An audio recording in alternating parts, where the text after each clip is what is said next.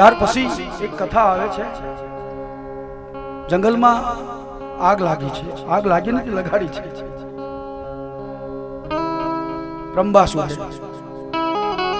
અને ભગવાન કિશનજી પોતાના મુખની અંદર આખી જંગલની આગ જે લાગી છે એ પોતાના મુખમાં સમાવે છે. કેટલા ભગવાન કૃષ્ણે કામ કર્યા છે સાહેબ. ત્યાર પછી હિમંત ઋતુ આવે છે.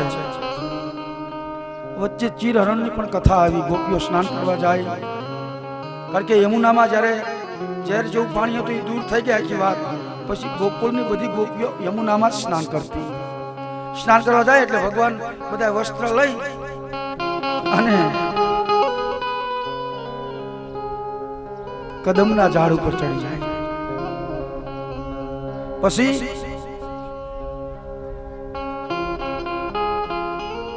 ભગવાન કદમના ઝાડ ઉપર ગોપીઓના વસ્ત્ર લઈને બેઠા હોય એટલે ગોપીને વસ્ત્ર તો જોઈએ ને. તો ગોપી કહે છે, કનૈયા અમને અમારા વસ્ત્ર આપી દે. કનૈયો કહે, આવીને લઈ જાઓ, હું ક્યાં ના પાડું, તમારા કપડા તમે લઈ જાઓ.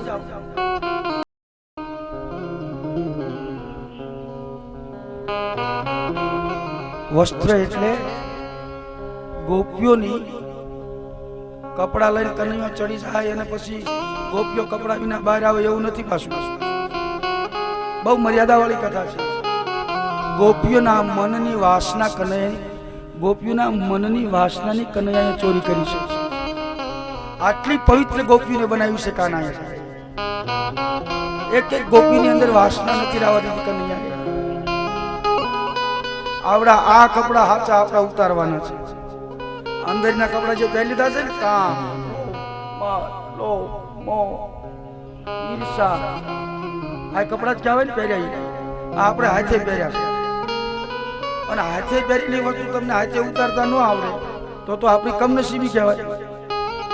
એટલે કૃષ્ણજી કદમના ઝાડ ઉપર બેઠા બેઠા ગોપીઓને ઈશારા કરે છે કે તમે ઓલા વસ્ત્રને ઉતારી નાખો. અને ત્યાર પછી દરેક ગોપીનો દેહભાવ છૂટી ગયો છે.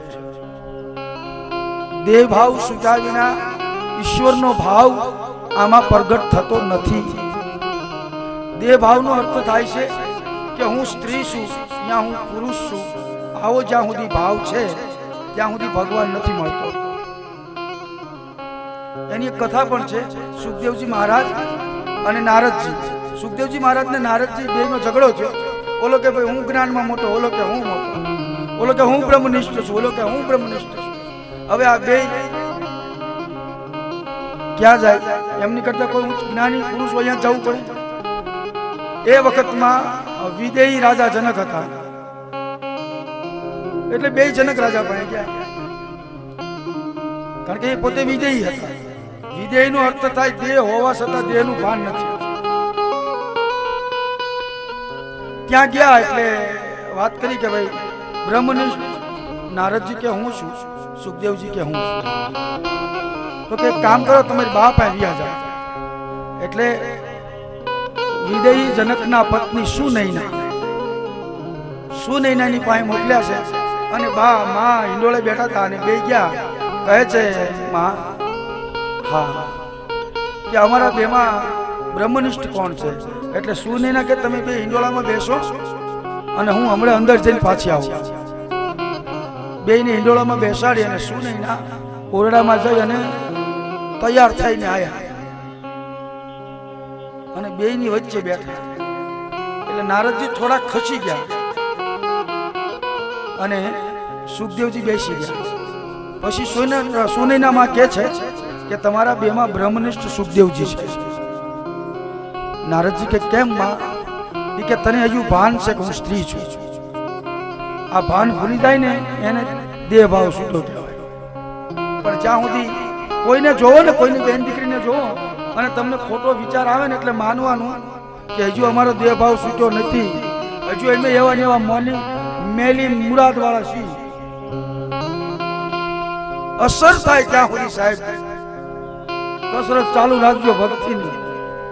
જ્યાં સુધી તમારા શરીરને, તમારા મનને, તમારી આંખને કામના વિકારના અસર થાય ને ત્યાં સુધી ભક્તિ ચાલુ રાખજો. ત્યાં સુધી તમે બ્રહ્મનિષ્ઠ થઈ ગયા એવું હકીકત નથી.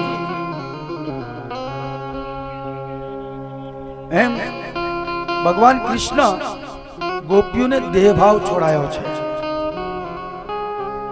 દરેક ગોપીઓને કોઈ દેહભાવ નતો. ગોપીઓને ખબર નહોતી અમારે કેટલા દીકરા છે, અમારે કેટલી જમીન છે, અમારી પાસે કેટલું સોનું છે.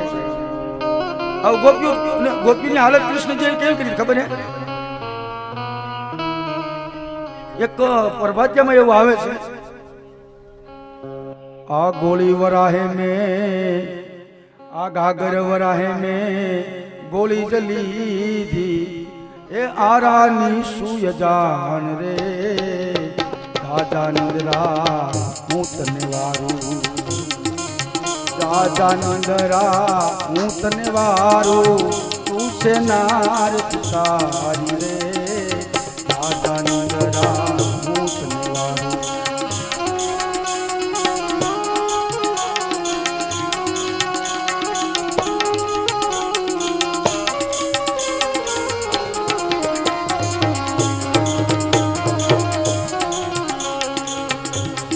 हरखे में तो धोनी निधि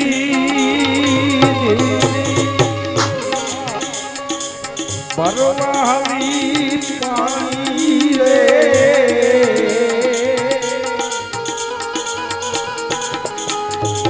गागर भरो है गोली लीधी आरामियों यजानी कानोड़ा तो गोवाला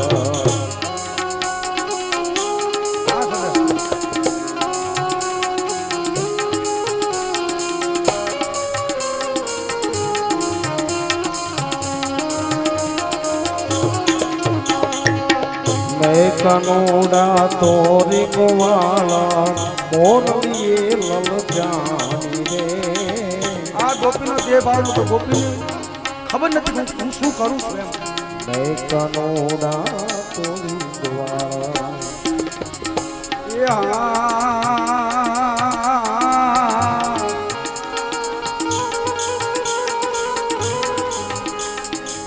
गाय भरोसे गोधा ने बांधो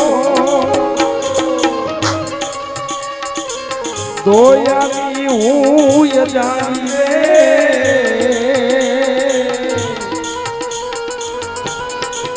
वासरू भरोसे छोकरा ने बाजा से बहुतान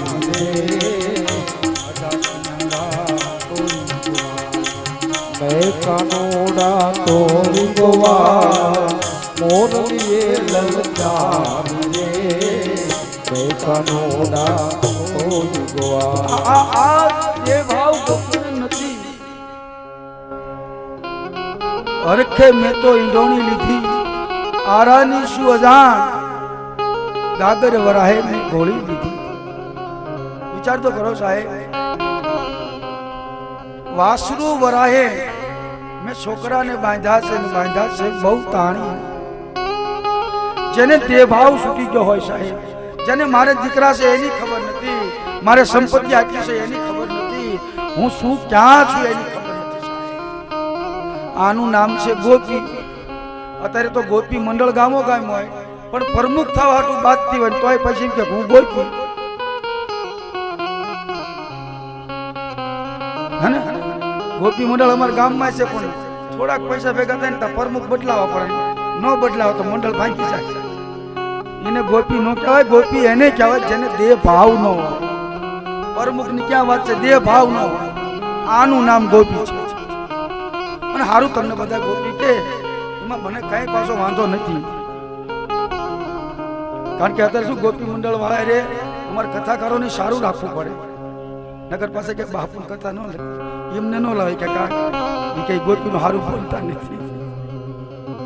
શું કરું, મારો સ્વભાવ એવો છે ને, મારે સાચું જ કહેવા જોઈએ છે બધા. મને ખોટું માખણ સોપડતા આવડે નહીં. એક કથા ઓછી થાય તો હાલશે. પણ સત્સંગ એટલે સત્ય છે, સાચું તમે લોકોને કહી શકો સાહેબ, એવી ટેવ જ રાખો. માત્ર 5-25 રૂપિયા કમાવા માટે વાવા ડિંગલવાદો ન કરો. એટલે એવું મને નહીં આવે. ગોપીનો અર્થ થાય જેને દેહ ભાવ મટી ગયો, જેને ઇન્દ્રિયોનો કોઈ ભાવ ન હોય સાહેબ, આનું નામ છે ગોપી.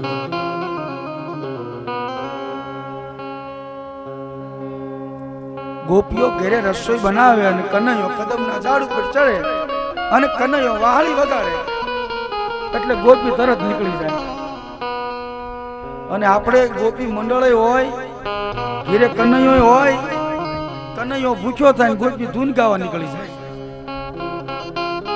ભજન કરો, ધૂન કરો, કીર્તન કરો, બધું કરો, પણ તમારા કનૈયાને ઘેરે હાચવીને પછી કરો. સાચી પ્રેમની મૂર્તિ તમારો પતિ છે, એની સેવા છૂટી જશે ને બહુ અફસોસ થશે તમને. જાગતા નર સેવો માણજી, જાગતા નર સેવો.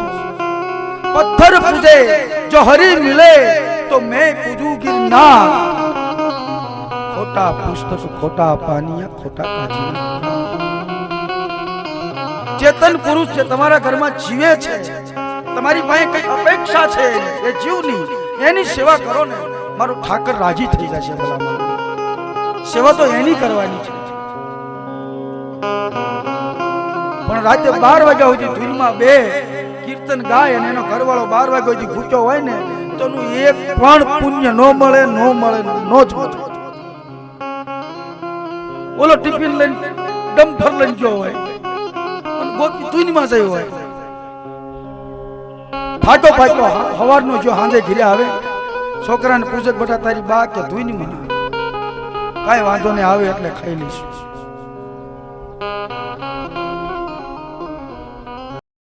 તો એ આપણને શું પુણ્ય થશે સાહેબ? આપણો પતિ ભૂખ્યો હોય શું પુણ્ય થાય?